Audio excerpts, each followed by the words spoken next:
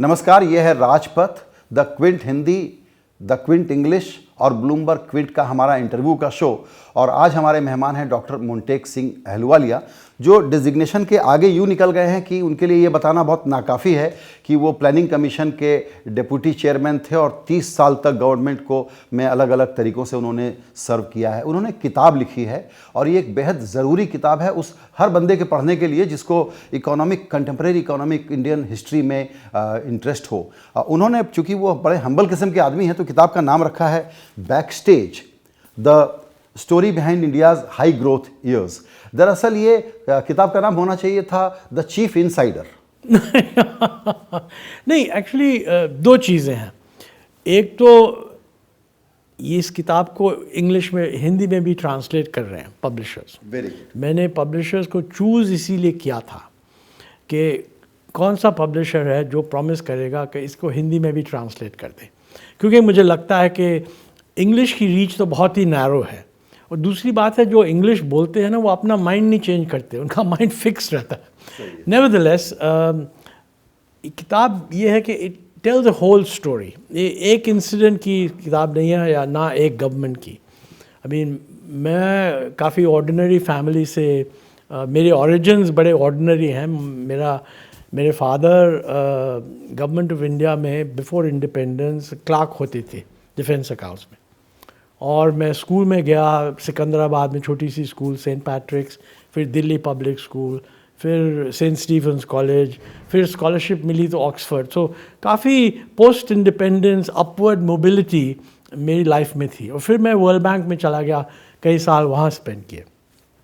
वापस मैं जब आया ना 1979 में फाइनेंस मिनिस्ट्री में इकोनॉमिक एडवाइज़र बन के, यही मैं चाहता था। मैं इकोनॉमिस्ट हूँ, मुझे इंटरेस्ट है इकोनॉमिक पॉलिसी में, और ये बहुत ही बढ़िया अपॉर्चुनिटी थी कि भाई इकोनॉमिक पॉलिसी कैसे बनती है, कैसे उसको चेंज करते हैं।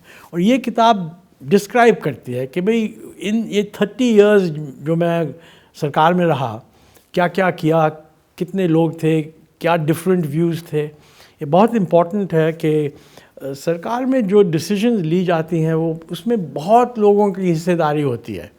और ये डिस्क्राइब करती है कि कैसे, और इस पीरियड में बहुत बड़े चेंजेस हुए। क्योंकि अगर 1970s में आप देखो तो हमारी इकोनॉमिक पॉलिसी बहुत ही ओल्ड फैशन थी, मेरे हिसाब से गलत थी। उसको 1980s में थोड़ा सा चेंज आया, 91 में बहुत बड़ा चेंज आया। वो भी जो चेंज आया 91 में बड़ा स्लो था, एकदम नहीं चेंज किया, क्योंकि डेमोक्रेसी में वो नहीं हो सकता। तो इसलिए टाइम भी लगा। उसका इफ़ेक्ट ये था कि जो बेनिफिट्स आने थे वो भी थोड़े स्लो हुए। लेकिन 2000s में मैं वापस आ गया था, मैं चला गया था IMF 3 साल के लिए, और 2004 में मैं वापस आ गया टू जॉइन UPA। अब इस पीरियड में काफ़ी ग्रोथ बढ़ गई थी। अब पहले 7 साल जो UPA के थे, इंडियन इकोनॉमी की ग्रोथ 8.4% थी। इस तरह की ग्रोथ कभी नहीं हुई उससे पहले और कभी नहीं हुई उसके बाद। तो ये है स्टोरी के ये story behind India's high growth इसलिए कहा जा रहा है कि लोग समझें कि काफ़ी टाइम लगा, कई डिफरेंट सरकारों ने काम किया और फिर हम हाई ग्रोथ पे पहुँचे। बिल्कुल, ये बहुत अजीब बात है। आपने अपनी किताब में इसको थोड़ा हाईलाइट किया है कि UPA के टोटल 10 सालों में से 7 साल 8% प्लस 8.4% ग्रोथ के थे। बाद के 2-3-4 साल कुछ ख़राब गुजरे, लेकिन वो मेमोरी के तौर पर एक तरीके से स्टिक हो गया कि बहुत ही बुरा दौर उस वक्त रहा था।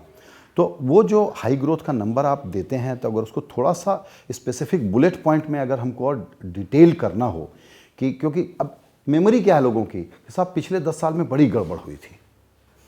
अभी की सरकार भी यही कहती है कि पिछले की खराबी इतनी ज़्यादा थी कि उसको साफ़ करने के लिए अभी पब्लिक जो है ना वो पेशेंस रखे, हमको और वक्त दे, और वक्त लगने वाला है।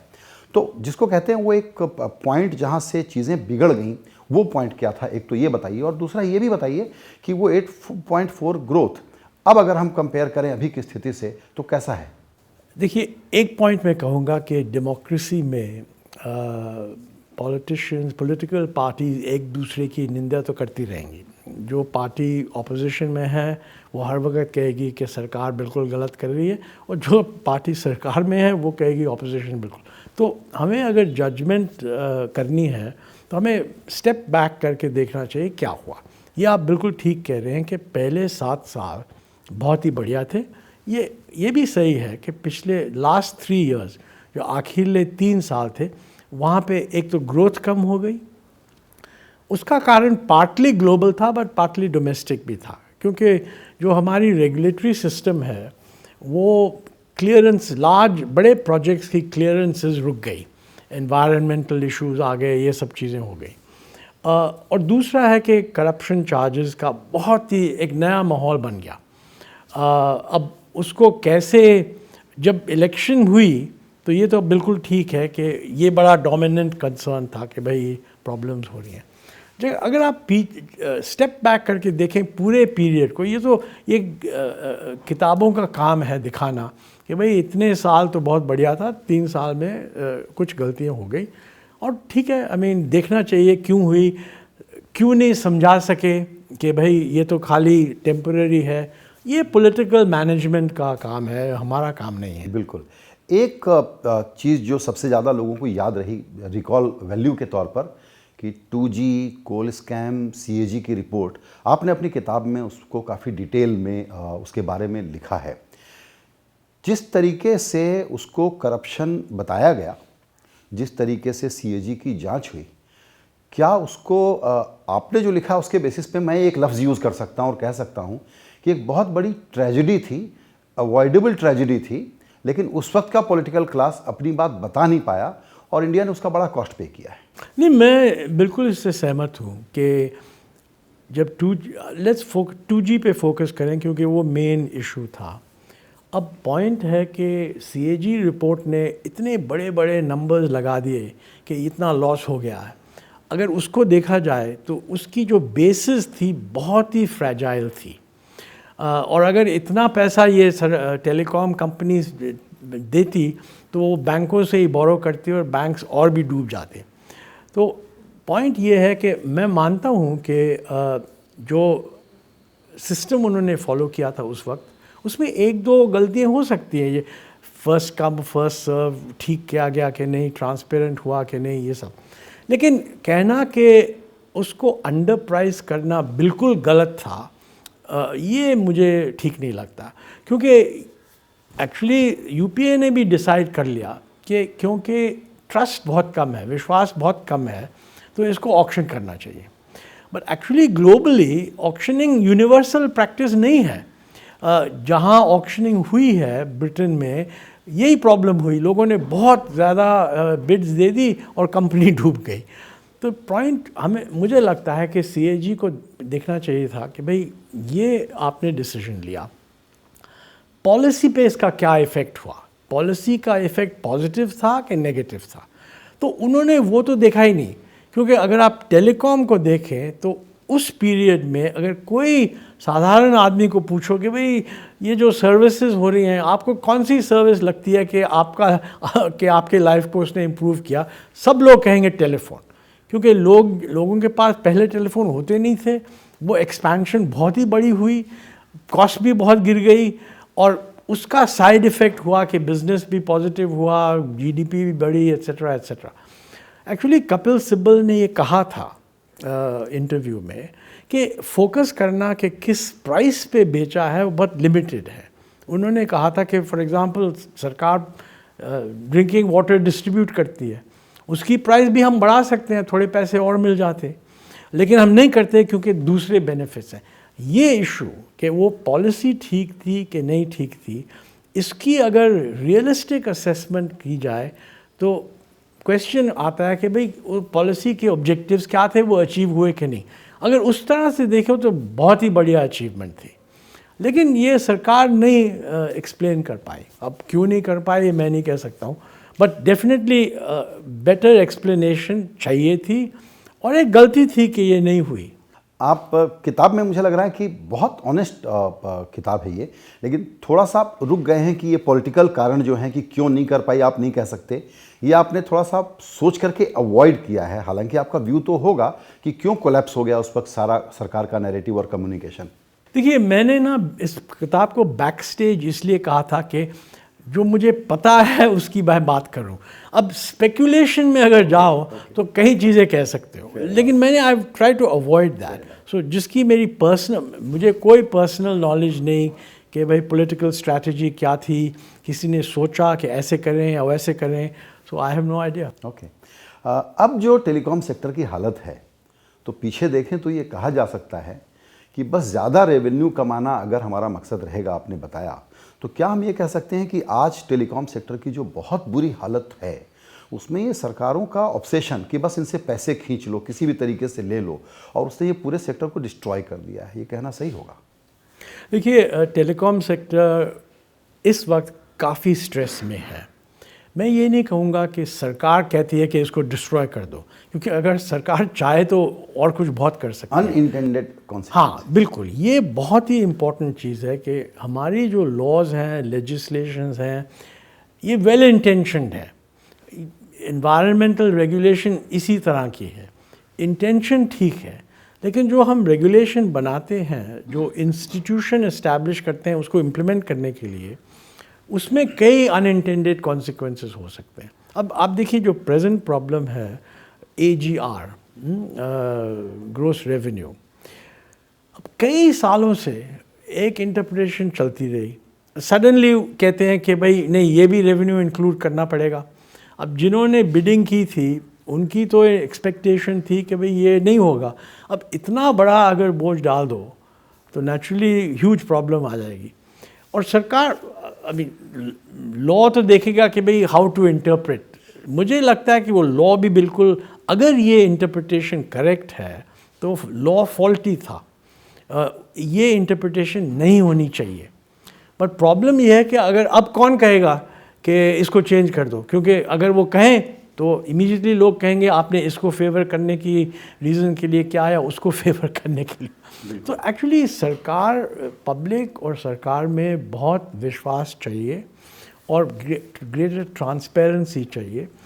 कई बार सरकारों ने ये किया है, और वाजपेयी साहब जब प्राइम मिनिस्टर थे उस वक्त ये टेलीकॉम कंपनीज ने बहुत ह्यूज बिड्स दे दी थी। तो जब वो शुरू किया उन्होंने, तो उनको पता लगा कि ये तो बिल्कुल सस्टेनेबल नहीं है।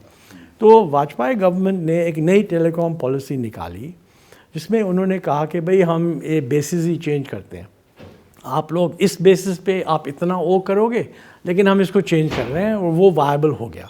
उस वक़्त भी थोड़ी क्रिटिसिज्म थी, मेरे ख्याल ये जो उस वक़्त के जो CAG रिपोर्ट है उसने भी कहा था कि भाई आपने कम ले लिया एट्सेट्रा, लेकिन इशू नहीं बना। बट 2010 में ह्यूज इशू बन गया। आई थिंक इसमें एक और बात है कि अर्लियर पॉलिटिकल पार्टीज़ ने ये समझा नहीं था कि जो सोशल मीडिया है ये बड़ी एम्पावरिंग चीज़ है, जिसमें अगर आपने कोई मैसेज भेजना है तो सोशल मीडिया से all kinds of things can happen. So I think this is posturing that government is doing, government, different political parties and so on. But coming back on telecom, आपने बिल्कुल ठीक कहा कि बहुत ही मेजर सेक्टर है। हमारी जो डिजिटलाइजेशन की ऑब्जेक्टिव है वो डिपेंड करती है कि टेलीकॉम ठीक चले। और अब प्रॉब्लम आ गई है, अब 3 टेलीकॉम कंपनीज हैं, 2 तो बिल्कुल कोलैप्स हो जाएंगी अनलेस गवर्नमेंट डज समथिंग। अब देखते हैं क्या करते हैं गवर्नमेंट। इसमें आपने भी जिक्र किया कि सडनली AGR वाला बदलाव इन्होंने कर दिया। आपकी किताब में भी 2-3 बातें निकल के आई हैं जो मैटर ऑफ रिकॉर्ड है कि कई जगह तो सुप्रीम कोर्ट ने कहा कि सरकार ये करे, कई जगह कहा कि तुम्हारे लॉ का इंटरप्रिटेशन ऐसा है इसलिए AGR के केस पे हम ऐसा फैसला दे रहे हैं। कई जगह सरकार ने सुप्रीम कोर्ट ने कहा ऐसे करोगे, और कई जगह सरकार पर छोड़ दिया कि तुम रूल फ्रेम करोगे। सुप्रीम कोर्ट का जहाँ तक इकोनॉमी से जुड़े हुए मसले हैं उस पे अप्रोच कैसा रहा है? क्योंकि बहुत लोग आजकल ये क्रिटिसिज्म कर रहे हैं कि स्लो ग्रोथ के पीछे और इकोनॉमिक गवर्नेंस की जो कमजोरियां हैं उसके पीछे सुप्रीम कोर्ट का थोड़ा एक्टिविज्म भी है। देखिए, ये जो 2G में इशू आया था, इसको सरकार, उस UPA सरकार ने एक प्रेसिडेंशियल रेफरेंस भेजी थी सुप्रीम कोर्ट को कि आप बताओ कि ये ऑक्शन करना ज़रूरी है कि नहीं है। तो सुप्रीम कोर्ट ने बड़ी क्लियर जजमेंट दी है कि ये कोर्ट का मामला नहीं है कि डिसाइड करे कि आप कैसे एलोकेट करोगे। इसका मतलब ऑक्शनिंग मैंडेटरी नहीं है। अगर आप कोई और सिस्टम एलोकेट करने के लिए यूज़ कर रहे हो, तो अगर आप उसको एक्सप्लेन कर सकते हो, अगर आप उसको रीज़नेबल प्रेजेंट कर सकते हो तो कर सकते हो एक्चुअली। लेकिन यूपीए सरकार ने कहा कि देखिए इस माहौल में, मेरा ख्याल है उनकी थिंकिंग ये थी कि इस माहौल में अगर ऑक्शनिंग नहीं की तो सब लोग कहेंगे कि किसी को फेवर करते हैं। सो उन्होंने ऑक्शनिंग मेंटेन करी और कोर्ट को भी कह दिया कि भाई हम 2G की बात नहीं कर रहे हैं, बट आप दूसरे रिसोर्सेज की बात करो। कोल वो ही है, लेकिन कोल पे भी प्राइम मिनिस्टर मनमोहन सिंह ने पहले ही कह दिया था इसको ऑक्शन करेंगे। सो एक्चुअली हम लोग ऑक्शनिंग इन डायरेक्शन वो इम्प्लीमेंट नहीं हुई टाइम से। ड्यूरिंग यूपीए वो डिसीजन ली गई थी, but actual auction, first auction NDA के टाइम में हुई। सुप्रीम कोर्ट ने इसमें कहा है कि देखिए अगर कोई कहे कि आपने नेचुरल जस्टिस को वायलेट किया है तो आपका जो भी सिस्टम है हम उसको देख सकते हैं, ओके। लेकिन अगर आप दूसरा सिस्टम लगाना चाहते हैं आप बेशक लगाइए, ऑक्शनिंग इज नॉट नेसेसरी। बिल्कुल। आपकी किताब में डॉक्टर मनमोहन सिंह के बारे में काफ़ी जिक्र है ही, ऑफ कोर्स कि उनका जिक्र आएगा काफ़ी। एक बड़ा इंटरेस्टिंग जिक्र है, वो है जब आपके भाई संजीव ने एक आर्टिकल लिखा और वो आर्टिकल आपने डॉक्टर सिंह को सुनाया, उसके बाद डॉक्टर सिंह से क्या बातचीत हुई आप ही बताइए। वो मैंने बुक में लिखा है क्योंकि ये इशू आया था क्योंकि राहुल गांधी जी ने एक प्रेस कॉन्फ्रेंस पे कहा था कि ये जो ऑर्डिनेंस यूपीए सरकार ला रही है, कहा गया था ला रही है, जो कन्विक्टेड हैं उनको इलेक्शन में नहीं जा सकते या उनकी सीट होल्ड नहीं कर सकते, समथिंग लाइक दैट। तो ये बिल्कुल गलत है। तो कई लोगों ने कहा कि ये प्राइम मिनिस्टर की डिग्निटी को रिड्यूस कर रहे हैं और prime minister should resign. Actually मेरे भाई ने यही लिखा था, वो फॉर्मर आईएएस ऑफिसर हैं, तो उन्होंने लिखा था कि you are our prime minister, you are not the prime minister of a party and you should resign and we want Rahul to come in, lots of people want him to come, so let him run the show. अब naturally मैंने कहा कि भाई ये तो संजीव ने काफ़ी strong statement दे दी है। तो हम न्यूयॉर्क में थे उस वक़्त, तो मैंने इमीडिएटली मैं पीएम के स्वीट में गया कि भाई ये संजीव ने मुझे ईमेल में बताया कि भाई ये मैंने लिख दिया, I hope it doesn't embarrass you. तो मैंने कहा साहब ये देखो, तो डॉक्टर मनमोहन सिंह ने मुझे पूछा do you think I should resign, कि क्या आप समझते हो, मैं समझता हूँ कि वो रिज़ाइन। तो मैंने सोचा, मैंने कहा नहीं, मैं नहीं समझता हूँ कि इस इशू पे रेजिग्नेशन ठीक होगी। और मैंने लिखा है कि मेरे मन में ये ख्याल था कि सवाल उठा कि मैं खाली उनको ये कह रहा हूँ कि जो पसंद करेंगे सुनना कि मेरी रियली। और मैंने सोचा उसको, एंड मेरी कंक्लूजन उसमें ये थी कि जो सब्सटैंटिव इशू था जो राहुल ने रेज़ किया था वो करेक्ट था, कि वो जो ऑर्डिनेंस है वो जो कन्विक्टेड हैं उनको हेल्प करेगी और पब्लिक में ये लगेगा कि भाई you are helping people who are accused of corruption. So substantively वो ठीक, जो बात कह रहे थे वो ठीक कह रहे थे। अब ये डिफरेंट इशू है कि उनको रेज़ करनी चाहिए कि नहीं। कई लोगों ने कहा भाई कैसे करनी चाहिए। बात यह है कि वो सरकार में नहीं थे, वो कांग्रेस पार्टी में थे। और मुझे लगता है कि इनर पार्टी डेमोक्रेसी अच्छी बात है। दूसरी कंट्रीज़ जो सोफिस्टिकेटेड डेवलप्ड कंट्रीज़ हैं उसमें विद इन ए पार्टी ये कोई रूल नहीं है कि भाई अगर आपका प्रेसिडेंट है तो आप उससे कभी डिसएग्री नहीं करेंगे। ये डिफरेंट बात है कि अगर आप कैबिनेट मेंबर हो फिर आप ये नहीं कह सकते, क्यों, अगर आप खुश नहीं हैं आप रिज़ाइन कर दीजिए। Within cabinet, you cannot do it. But he was not a member of the cabinet. So I didn't think that the prime minister should resign.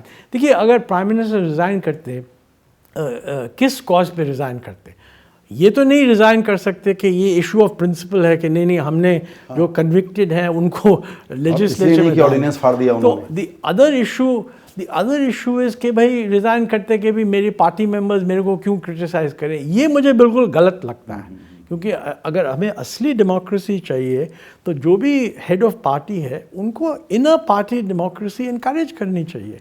I mean criticise कर दिया ठीक है, अब आप निर्णय लो वो ठीक है कि नहीं ठीक है, इनर पार्टी डिस्कशन करो, लेकिन ये इसको पार्टी डिसिप्लिन में नहीं लाना चाहिए। और डिसिप्लिन का मतलब भी है अगर एमपी भी हो तो अगर आप विप के अगेंस्ट आप ये नहीं वोट कर सकते, लेकिन ये कहीं नहीं कहा कि आप बोल नहीं सकते।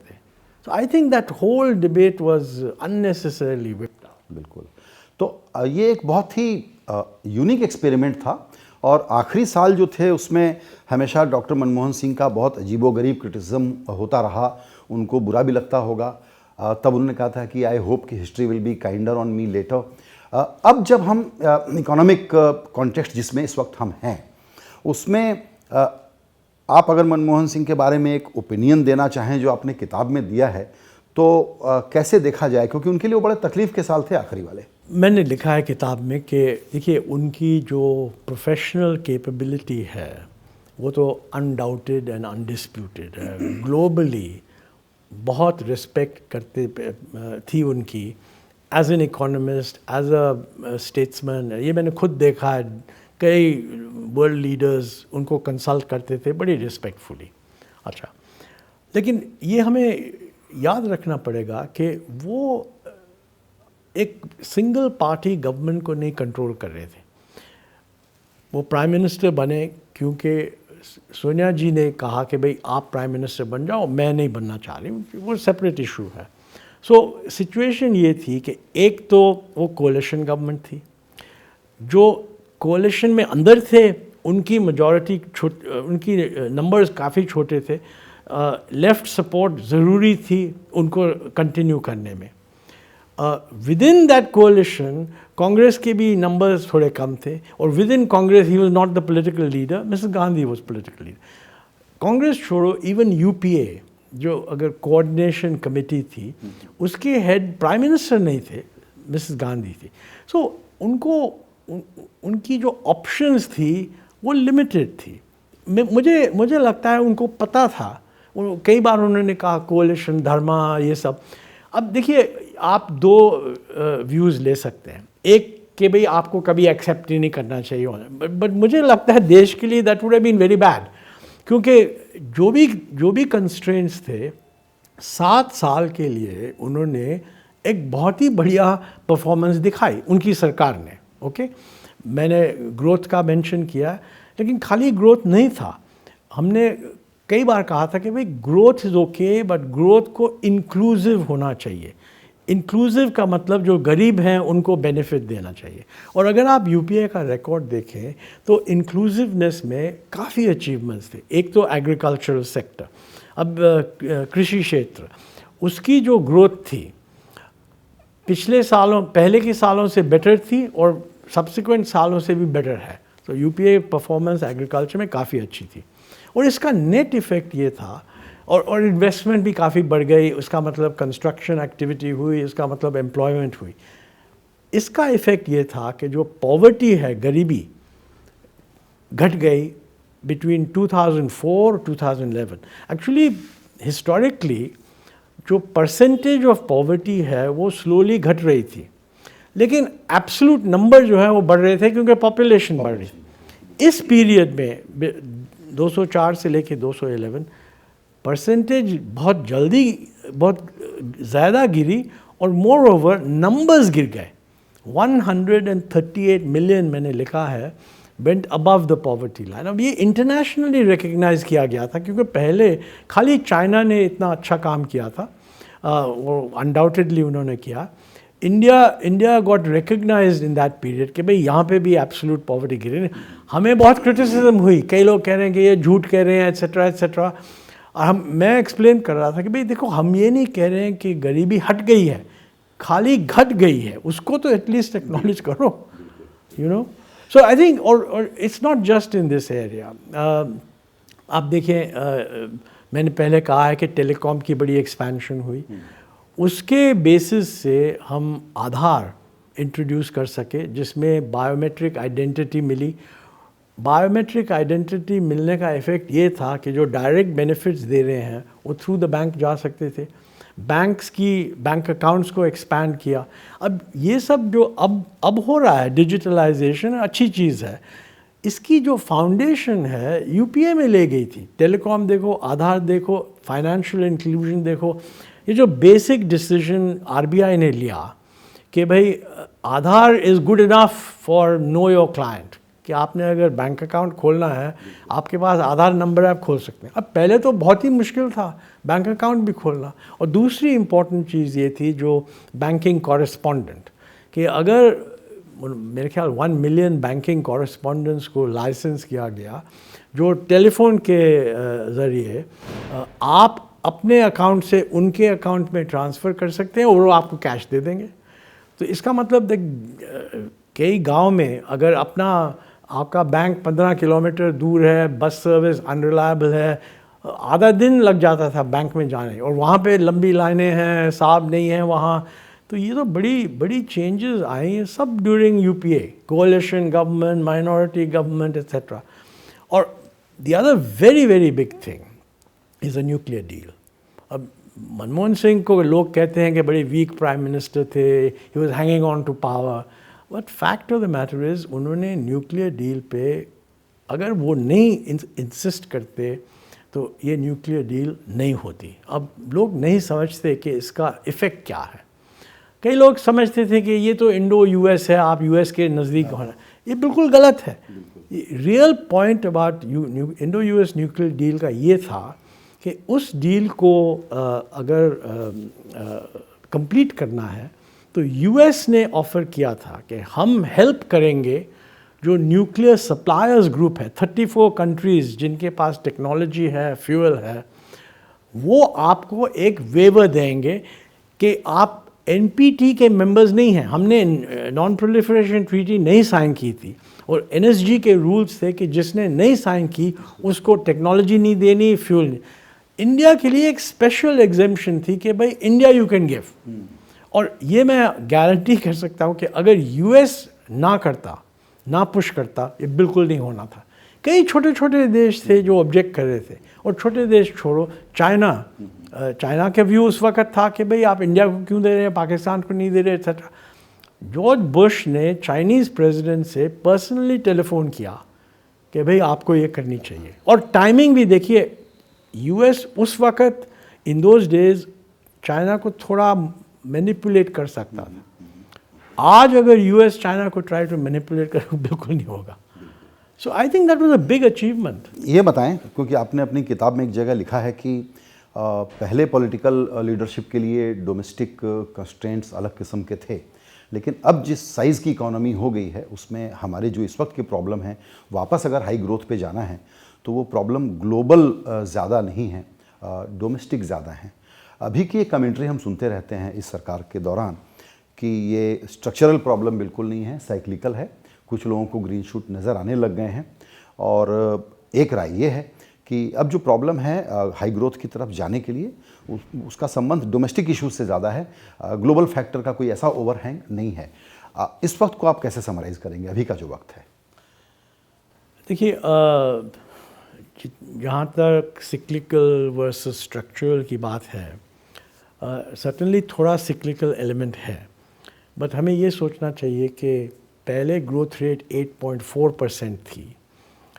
जब एनडीए सरकार आई तो मेरे ख्याल अरुण जेटली जी ने कहा था कि we are now ready to go for 10% growth. चलो, it's good, I mean ambition होनी चाहिए। तो अगर 8 to 10% अगर हमारी एम्बिशन है तो 10 छोड़ो, 8 मान लो।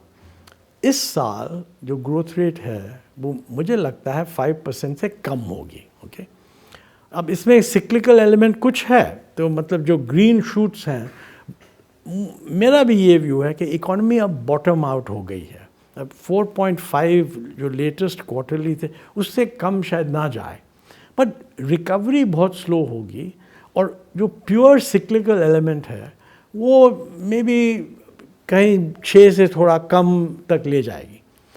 अगर हम उससे हैप्पी हैं कि भाई रिकवरी हो गई तो बढ़िया, लेकिन हमें चाहिए क्या? मुझे लगता है कि 8% से कम बिल्कुल हमें एक्सेप्ट नहीं करना चाहिए, और सरकार का लक्ष्य होना चाहिए कि भाई हम 8% लाएंगे। 1 साल में शायद ना हो सके, लेकिन 2 साल में तो हो जाना चाहिए। और अगर हम 8% ना लाए तो आप 100% मान लीजिए कि जो एम्प्लॉयमेंट सब लोग चाहते हैं वो जनरेट नहीं होगी, क्योंकि ये पॉसिबल है कि 8% ग्रोथ हो और एम्प्लॉयमेंट भी ना जनरेट हो, बट ये पॉसिबल नहीं है कि 8% ना हो और एम्प्लॉयमेंट जनरेट हो जाए। So it's a necessary condition. अब इसको अचीव करने के लिए हमें डीप स्ट्रक्चरल रिफॉर्म्स चाहिए। प्रॉब्लम ये है कि इंडिया इज़ नाउ मूव, पहले हम लो इनकम, जो वर्ल्ड बैंक कहता है low income country below 1000 per capita, पहले हम उस कैटेगरी में थे। यूपीए के मिडल में इंडिया ने ग्रेजुएट कर दिया इनटू मिडिल इनकम खाली, लेकिन we are the bottom of middle income. अब काफ़ी रिसर्च हुई है, वो कहती है कि देखिए जब लो इनकम से मिडिल इनकम जाओ तो एक set of reforms, basic reforms चाहिए, वो हमने 91 में कर दिए, थोड़े कंटिन्यू भी हुए। जब आप मिडिल इनकम में पहुंच जाओ तो डीपर रिफॉर्म्स चाहिए, इंस्टीट्यूशनल चेंज चाहिए, इकोनॉमी बहुत कॉम्प्लेक्स हो जाती है, तो ये सब चीज़ें करनी पड़ती हैं। फाइनेंशियल सेक्टर रिफॉर्म करना पड़ता है, लीगल रिफॉर्म करना पड़ता है, ट्रांसपेरेंसी ऑफ गवर्नेंस करनी पड़ती है। तो ये है हमारी चैलेंजेस। अब ऑटोमेटिकली 8% नहीं होगा, अगर सिक्लिकल पे डिपेंड करो तो कुछ समथिंग लेस देन 6% हो जाएगा। तो एक कमेंट्री आप सुनते होंगे, वो ये है कि इस बजट के बाद से कि सरकार बहुत कुछ कर रही है। दूसरा है कि सरकार को इकोनॉमी की समझ नहीं है। तीसरा है कि नहीं समझ है, उनके लिए प्रायोरिटी नहीं है। आप किस स्कूल ऑफ थॉट के हैं? नहीं, इस पोजीशन में मैंने नहीं सोचा एक्चुअली। ये point is how to criticise the government, that I am not thinking about that, but I don't think, मैं ये कहूँगा कि जो बजट है, ये जो बेसिक स्ट्रक्चरल रिफॉर्म्स जिसकी मैं बात कर रहा हूँ, उस पर मुझे लगता है कि कुछ कंटेन नहीं है। क्या होने चाहिए? एक तो अगर हमें इंक्लूसिव ग्रोथ चाहिए तो हमें इंफ्रास्ट्रक्चर पे स्पेंड करना है, हेल्थ पे स्पेंड करना है, एजुकेशन पे स्पेंड करना है, और एक्चुअली हमें डिफेंस पे भी स्पेंड करना है, क्योंकि ग्लोबल सिचुएशन ऐसी आ रही है कि India can not rely on other people. तो हमें हमारी जो डिफेंस एक्सपेंडिचर है बहुत कम है कंपेयर टू जीडीपी, और उसमें पेंशन्स बहुत लार्ज हैं। सो अगर आप ऑपरेशनल एक्सपेंडिचर ऑन डिफेंस देखें तो एक्चुअली काफ़ी लिमिटेड है, उस पर भी स्पेंड करना है। अब ये सब करके इसको करने के लिए रिसोर्सेज चाहिए। रिसोर्सेज तब आएंगे अगर एक तो इकोनॉमी ग्रो करे फास्टर, और दूसरा हमारा टैक्स सिस्टम एफिशिएंट हो। और ये in order to achieve both हमें स्ट्रक्चरल रिफॉर्म्स चाहिए, अदरवाइज नहीं होगा। और अगर नहीं होगा तो एक्चुअली हम सपने देखते रहेंगे बट रिसोर्सेज नहीं होंगे। मेरा आइडिया आपसे कोई कंट्रोवर्शियल हेडलाइन लेने का नहीं था जब मैंने अभी सवाल पूछा। मैं एक्चुअली यही समझना चाहता था, क्योंकि आपने एक और इंटरेस्टिंग फ्रेज़ यूज़ किया है कि हमको बहुत ही सीरियस रिफ्लेक्शंस की ज़रूरत है, आगे हाई ग्रोथ के लिए क्या करने की ज़रूरत है। एक कमेंट्री ये आ रही है ना इस वक्त कि अब हम डिसइन्वेस्टमेंट कर देंगे, थोड़ा प्राइवेटाइजेशन कर देंगे, लफ्ज़ वो जो भी यूज़ करें। और दूसरा ये कि अब G-SEC बॉन्ड हमने अलाउ कर दिया है, तो यहाँ तो पैसे हैं नहीं, बाहर से पैसे ले आएंगे, और जो रिसोर्स चाहिए वो अब इंतज़ाम हो जाएगा और हम ठीक ठाक ग्रोथ की ट्रेजेक्ट्री पर होंगे। आपका कहना है कि 8% के बिना हिंदुस्तान के साथ न्याय नहीं होगा, और 8% के लिए ये सारी चीज़ें नाकाफ़ी हैं। हाँ, मैं बिल्कुल इसमें सहमत हूँ। ये जो किया गया है ये बाय इटसेल्फ 8% नहीं डिलीवर करेगा, बहुत सी और चीज़ें हमें चाहिए करने के लिए। और उसमें अब फिर से हम लोग अगर प्रायोरिटाइज़ करने की कोशिश करें तो आपने बताया एजुकेशन, हेल्थ, इंफ्रास्ट्रक्चर, डिफेंस, लेकिन जहाँ तक फॉरेन कैपिटल के बारे में ओपिनियन का सवाल है और पब्लिक सेक्टर को गले में लाद के चलने का वक्त अब चला गया है। इतनी ज़बरदस्त मेजॉरिटी है, पहले जैसा पॉलिटिकल कंसेंसस का भी इशू नहीं है।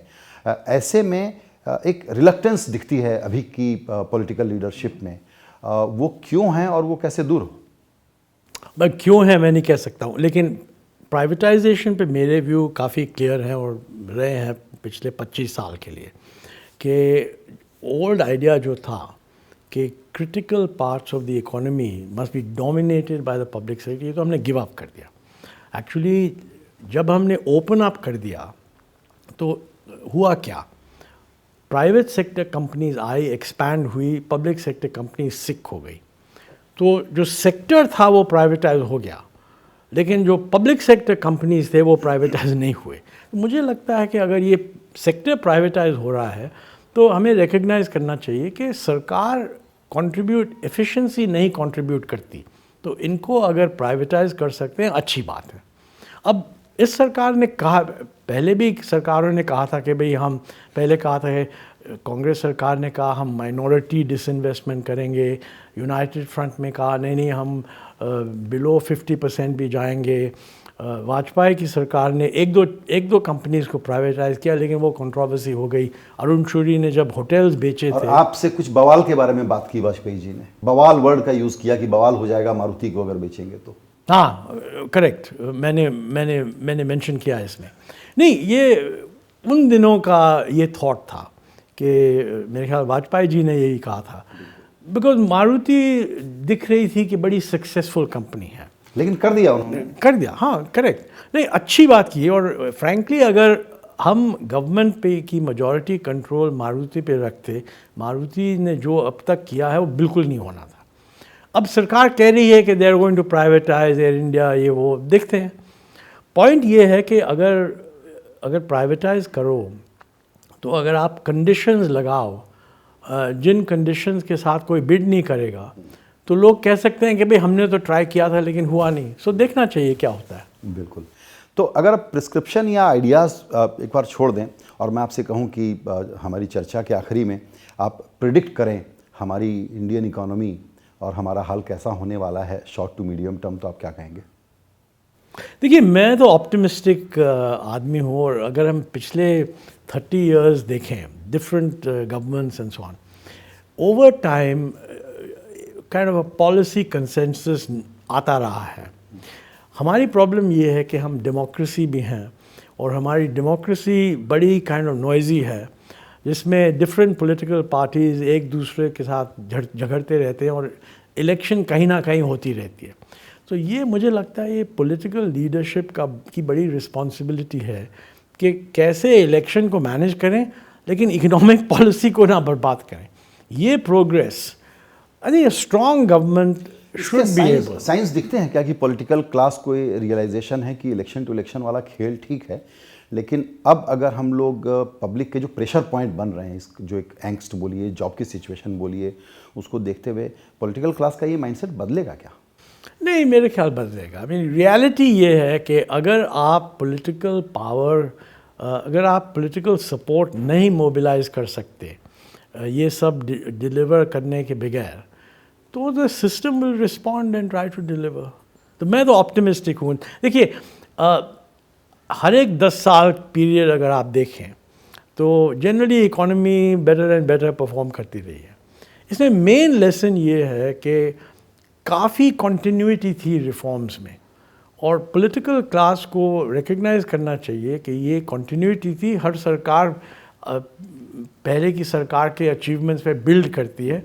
पॉलिटिकली जो भी कहें, डीप डाउन उनकी जो इकोनॉमिक पॉलिसी है वो कंस्ट्रक्टिव होनी चाहिए। अब होगी कि नहीं होगी, अब देखना पड़ेगा। आपकी किताब में बहुत सारे पर्सनल किस्से भी हैं, परिवार की बातें हैं, ग्रैंड चिल्ड्रन की बातें हैं, ईश्वर के बारे में भी है।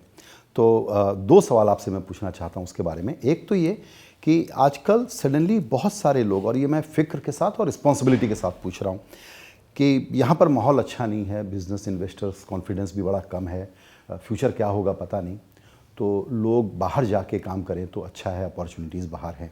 आप बाहर से वापस आए फिर गए फिर आए, आपने लगातार यहाँ काम किया। आज आपसे जब यंग बच्चे, स्टूडेंट्स और स्कॉलर्स पूछते हैं कि मैं क्या करूं, तो आपकी क्या एडवाइस है कि हिंदुस्तान में रह के काम करना चाहिए या बाहर देखना चाहिए?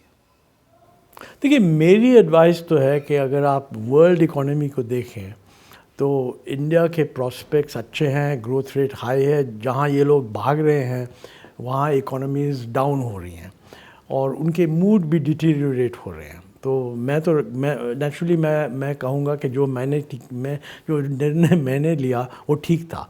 मेरे दोनों बच्चे यहाँ हैं, इंडिया में काम कर रहे हैं और हम बहुत खुश हैं उसके।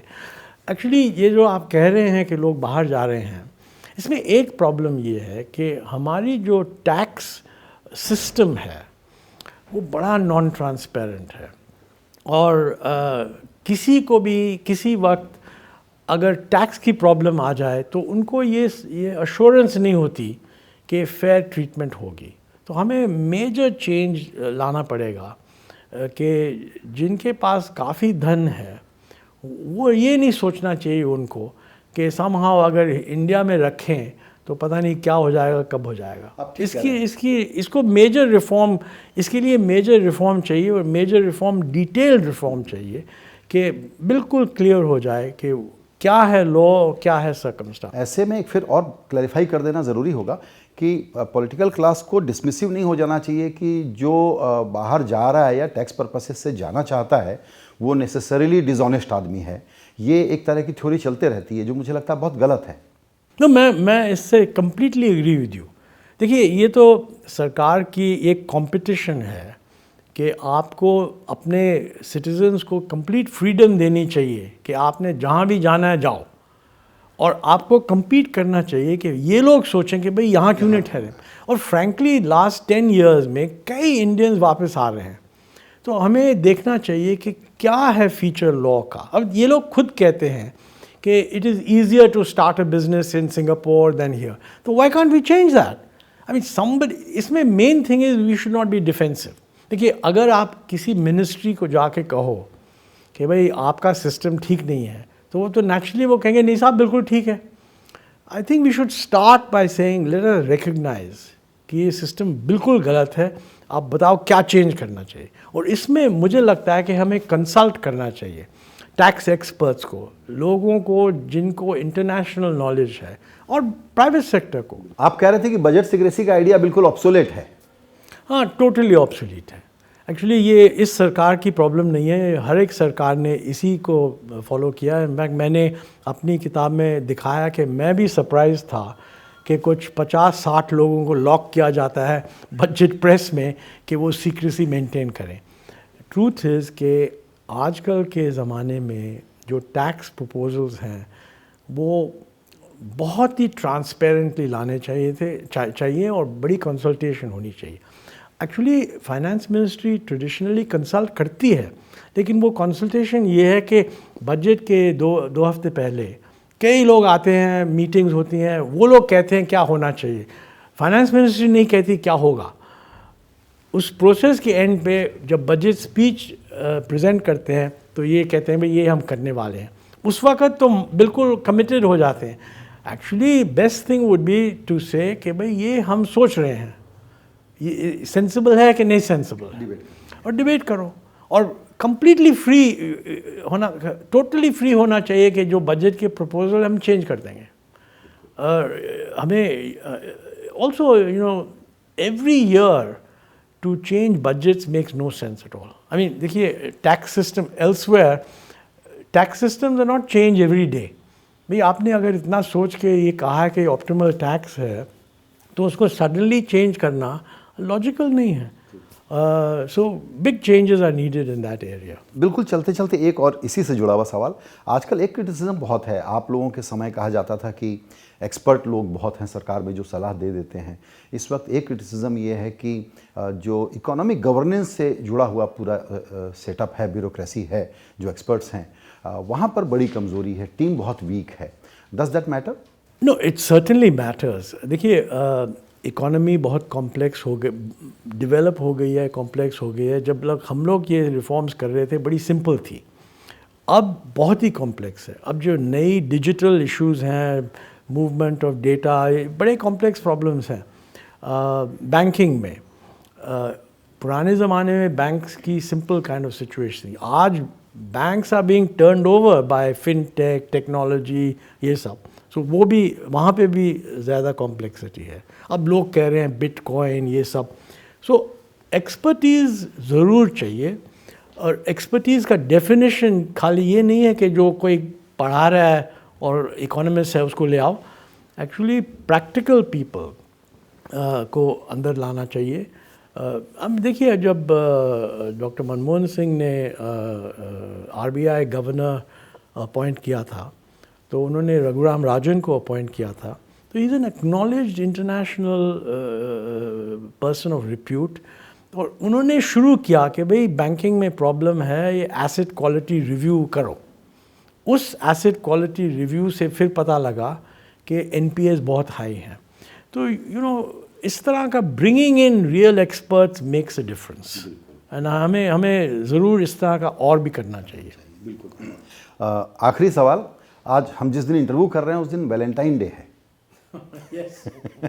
और आपकी किताब में एक बात आपने एडमिट किया या कि ये कन्फेस किया है कि आपका इंडिया लौटने का प्रोग्राम उस वक्त 3 साल लेट हो गया जब आप ईशर से यूएस में मिला करते थे या पहली बार मुलाकात हुई। थोड़ा वैलेंटाइन डे के दिन ईशर के नाम मैसेज दे के वो किस्सा बताइए। मैंने ना सुबह ईश्वर को हैप्पी वैलेंटाइंस डे विश किया था, क्योंकि आजकल पहले वैलेंटाइन डे हिंदुस्तान में नहीं सेलिब्रेट होता था, बट अब तो सब एवरीथिंग इज बिकम ग्लोबल। नहीं, ईश्वर का रोल मेरे वापस आने में बहुत हाई था, क्योंकि वो भी चाहती थी कि हम इधर आएँ, लेकिन जब हमारे बच्चे आए, पवन यूएस में बॉर्न था, अमन अभी उनकी बर्थ नहीं हुई थी, लेकिन ईश्वर की व्यू थी कि भाई बच्चों को अगर आप हिंदुस्तान में आप चाहते हैं कि वो इंडियन रहें तो उनको ब्रिंग अप करना चाहिए इंडिया में। ब्रिंगिंग अप चिल्ड्रन बाहर 10-15 साल और फिर वापस ले आना इज़ नॉट राइट। तो हम दोनों आए और उनका रोल इसमें बहुत बहुत ज़्यादा था। और आपने उनको इम्प्रेस करने की कुछ कोशिशें की वहाँ पे? नेचुरली, आई मीन आपने लिखा है इसीलिए पूछ रहा हूँ। तो बताइए ना क्या था। नहीं, मैं ईश्वर को मिला था बाय चांस एक्चुअली, कि वो पीएचडी कर रही थी एमआईटी में और मैं आगे पहुंच गया था वर्ल्ड बैंक में। तो मेरा एक फ्रेंड था, एक इंग्लिशमैन जो एमआईटी गया था, तो वो ईश्वर को जानता था।